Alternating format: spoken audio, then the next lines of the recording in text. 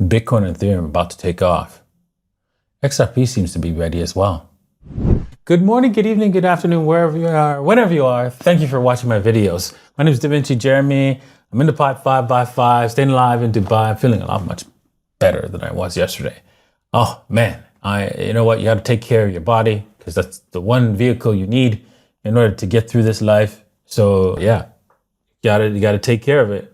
And that's the thing. Always looking for ways to make sure that my health is 100%, because without that, I can't do these shows now, can I? With that said, we got a good show for you. So make sure you hit the like, hit the subscribe button right now, and watch all the way to the end to help out the algorithm. I really appreciate that. And yeah, let's get to it, right? And if you're interested in trading, make sure you head over to coinw.davincij15.com and sign up. And then also you can join up to our private group, right, by typing in coinw, telegram.davincij15.com, or looking at the links in the description or pinned comment below. Will Ethereum be declared a security by the SEC next week? Yes. Oh, Gary Glenser. You know what? There was a meme about that, right? Now, what's a security? Yes.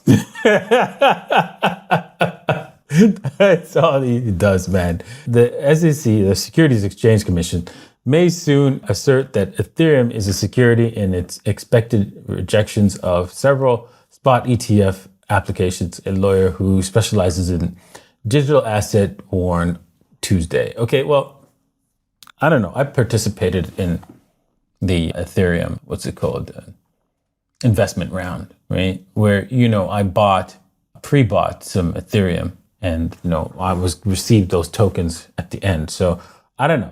Does that count as a security? Probably. It did. Not anymore, but probably what it did. It was effectively a securitized system. And on top of that, we can stake it and stuff like that. So it's a difficult one, but honestly, who cares? If it is a security or whether it isn't a security, it doesn't matter. It should exist, right? And it doesn't have to fall under government control or regulations, period.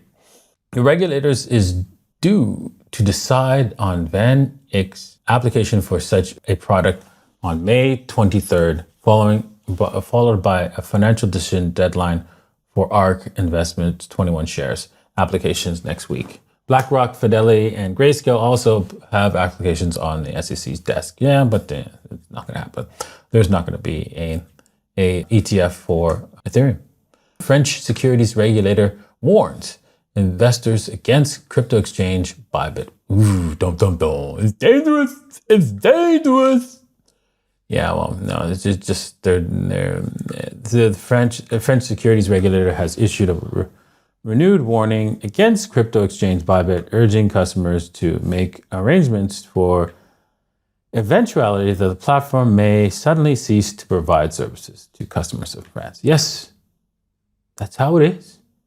Whether you're using coinw.davincij15.com, every single government will eventually get around to messing up your access to the exchange. So how do you prevent that? Well, I have an answer for you. You type in rns.davincij15.com, and then you can get your own ID to then allow you to participate on any exchange you deem you want to, not because some government agency tells you to. Sorry, it's upsetting that the government tells you what to do with your money and your wealth. And they act like, they're gods and they know what's best for you. It's ridiculous. But then you can go to bybit.davincij15.com and sign up. Right? So it requires KYC, so you can use this as your KYC sign up and use the address that they provide you, and away you go. No more problems with exchange. Just moving on. According to the report, 937 professional firms were invested in U.S. spot Bitcoin ETF as of March 31st. In comparison, gold ETF had 95 professional firms invested in their first quarter. Interesting. Retail owns a majority of the float. Professional investors held exposure to 11 billion by the end of Q1, representing 18% of the BTC ETF AUM. Mish, as we say in Chile. Wow. Oh, damn. That's a lot. That's a lot of investors. But you know what? This statistic might be a little bit skewed. What's the total amount of firms invested in gold ETF and the total amount of firms invested in Bitcoin ETF? Let's see that. XRP rockets 23% in volume amid a mysterious 100 million XRP transfer. Yes. Okay. It looks like the XRP that was stolen, because it was definitely stolen, and that's caused XRP not to do well in this in the pump of crypto pump. And the reason why it didn't do well is because it's a completely manipulated cryptocurrency, and it looks like they got that 100 million stolen 100 million back. But keep in mind, they took that 100 million out of their treasuries, right, in January, and then somebody lost it, and they said, "Oh no, that's not that lost 100 million." I know the numbers work out the same, right? But that's not the same.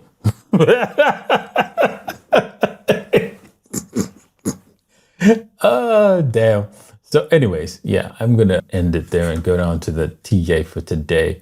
They're probably going to pump, basically, because now you're going to use that to pump the market, because that's how they work.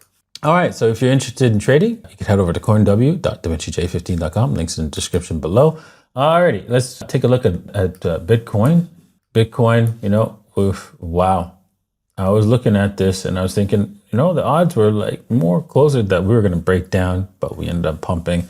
We have to accept it. I thought for sure that was the direction, down to 52K retest, but hey, it is what it is. The market will do whatever it likes, and there was plenty of indication here that this was going to be a breakdown to the 52K, but it didn't, and we've got a clear breakout, and you can see now that we've created a new higher high instead of a lower high. We have to say that the trend is changing. Now, we've got several trend lines that we can use here, right? This one right here. So we can see that Bitcoin could actually, if it holds this trend line here, we can see it break a lot higher, all the way to 70K. Well, I think we could see it go to 70K sooner.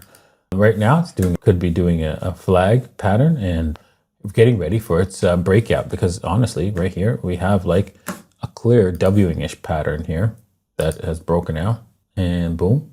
So look at that. The target was right at the 67K, which we haven't hit. So there could be like a quick move up to the 67K and then break down. So look for that in the next little while, actually. So let's take a look if there's any kind of short-term trade that we can make. Not really. Jump in when it reduces itself, like if it comes right back down into this area right around the 65K, maybe start going into a long and set the stop loss to there, to 64,500, and take a risk there. Maybe we can get a W and get higher and blow higher all the way to 67K. And that's all we've got right now. We've got to wait for the market to give us the signal. Looking at Ethereum, it's interesting how exactly as predicted, it would come back down, retest the downward trend, right? And yeah, we're ready to, I would say this, if you got into this short, you should probably walk away. If you walked away a little bit earlier, right, that was fine. But this was definitely the clear case that, hey, it took some balls, but yeah, there we are. We're right back at the level which I was thinking that we can come down to. Now, you could say, okay, wait a second here. I've already taken this risk and already gotten this far. I don't want to take profits just yet. Okay, that's fine. Just move your stops, right? If this thing breaks back above here, above the 29.86, right, ish area, or you could go to the candle bodies, right? Let me just make this bigger. There we go. let's go to the candle bodies because that's much more, that's a easier, safer bet. But right about here, these candle bodies here at there's $3,000, right? Just over. If it breaks above that, then, you know, you'll walk away from your short, and that's how you do it, right? But I think we're going to bounce here, really. I think Ethereum will probably bounce and start heading higher because basically we've clearly created, you know, a higher high here, and if we break above this level here, it's definitely going to break higher, right? So this is a risk, right? Yes. If you're already in your shorts and you want to continue holding it, right, you can do that. But this would be a buying opportunity right now because most likely we'll bounce off of this trend line. Now, that doesn't guarantee that we will. It's just a possibility. All right. I hope you learned something. I hope you gained something from today's episode. I know I did. And we'll see you guys tomorrow. Cheers.